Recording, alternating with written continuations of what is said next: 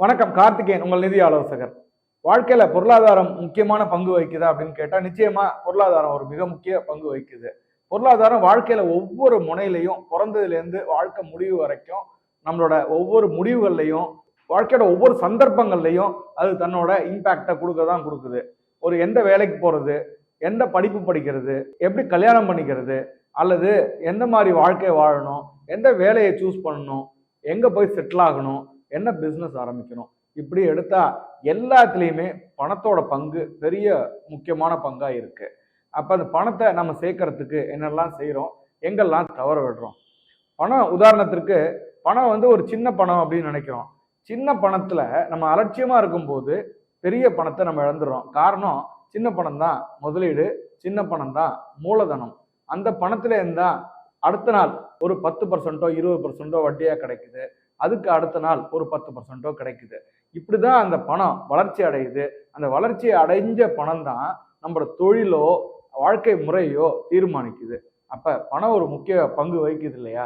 பணம் சேர்க்கணும்னு முடிவு எடுத்தோன்னே அதுக்கான மனநிலைமை எப்படி இருக்கு நமக்கு?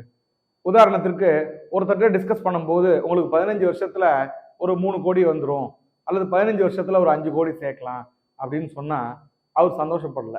நம்ம என்ன நினைக்கிறோம், அவர் சொன்னோடனே ரொம்ப சந்தோஷப்படுவாரு அப்படின்னு.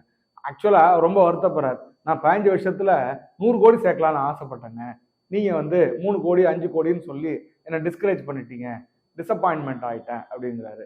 நான் அப்ப சொன்னேன், நீங்க 100 கோடி சேர்க்கறது தனியா சேருங்க, நான் 3 அல்லது 5 கோடி சேர்க்கறத நான் செஞ்சு கொடுக்குறேன்.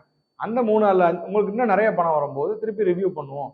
ஆனா இதுல 100 கோடி சேர்க்கறது அப்படிங்கிறத நீங்க முடிவு பண்ணுங்க அப்படின்னு நான் சொன்னேன். ஒரு ஃபினான்ஷியல் பிளானிங்ல நீங்க ஒரு 10 கோடி சேர்க்க முடியும், அதுக்கு ஒரு ரோட் மேப்பும் அது ஒரு ஆக்ஷன் பிளானும் நம்ம ரெடி பண்ணலாம் அப்படின்னு சொன்னா அவங்களுக்கு திருப்பி ஒருத்தருக்கு இன்னொரு டிசப்பாயின்மெண்ட் வருது. என்னன்னா, நீங்க 15 வருஷம் கழிச்சு 20 வருஷம் கழிச்சு 10 கோடி சேர்க்கறத பத்தி பேசுறீங்க, நான் அதை 3 வருஷத்துல சேர்த்துடலாம் அப்படின்னு முடிவு பண்ணிட்டேன் அப்படின்னு. ஒண்ணு லாங் டேர்ம்ல நிறைய பணம் வேணும்னு ஒருத்தர் கேட்கறாங்க, ஒருத்தர் நான் அதை ஷார்ட் டேர்ம்லயே சம்பாதிச்சிடலாம் அப்படின்னு முடிவு பண்றாங்க. நான் எப்பவுமே சொல்றது உண்டு, நீங்க ஷார்ட் டேர்ம்ல நிறைய பணம் சேர்க்கறதா இருக்கட்டும், அல்லது லாங் டேர்ம்ல ரொம்ப பணம் சேர்க்கறதா இருக்கட்டும், இது எல்லாமே உங்களோட முயற்சியோ அல்லது பிசினஸ் பண்ணியோ உங்களோட விஷன் ஆர் வெல்த் கிரியேஷனை பொறுத்ததுதான். இதுல நிதி நிர்வாகங்கிறது அது எங்கேயுமே கீழே விழுந்துடாம தப்பு பண்ணாம பாத்துக்கிறது தான் நிதி நிர்வாகம். ஆனா உங்களோட ஆசைகளை அனுப்புறது இல்லை. ஆனா ஓவர் நைட்ல பணம் சேர்க்கணும் அப்படிங்கும் போது ஓவர் நைட்ல ரிஸ்க் ஆகிறதுக்கு நிறைய பாசிபிலிட்டி இருக்கு. ஓவர் நைட்ல ஏழை ஆகிறதுக்கும் பணத்தை லூஸ் பண்றதுக்கும் எக்கச்சக்க பாசிபிலிட்டி இருக்கு. ஆனா பணங்கிறது சீரா ஒரு முதலீடு, அந்த ஒரு முதலீடுல இருந்து கிடைச்ச லாபம், அதுல இருந்து கிடைச்ச அனுபவம், அதுக்கு அடுத்த முதலீடு, இப்படி பணம் சேர்க்கும் போதுதான் ஒரு பணம் வளருது. அல்லது எங்க பிரச்சனை வந்தாலும் அதை அட்டன் பண்ண முடியும். உதாரணத்துக்கு ஒரு ஆபீஸ்லயே கரண்ட் போயிடுச்சு அல்லது வீட்டுல கரண்ட் போயிடுச்சுன்னா பிரச்சனை எங்கங்கிறத வீடு ஃபுல்லா தேட வேண்டாங்க, மெயின் சுவிட்ச்ல போய் அந்த மெயின் கேரியர் எடுத்து பார்த்தோம்னா, ஃபியூஸ் கேரியர் எடுத்து பார்த்தாலே நமக்கு தெரிஞ்சிடும். அது மாதிரி உங்க பிரச்சனை பணம் சம்பாதிக்கும் போது உங்க எங்க ப்ராப்ளம் வருது அப்படிங்கிறத கண்டுபிடிக்கிறதுக்கு இந்த சிஸ்டமும் ப்ராசஸும் ஃபினான்ஷியல் பிளானரும் கரெக்டா இருந்தா உங்களுக்கு எந்த பிரச்சனையுமே வராது.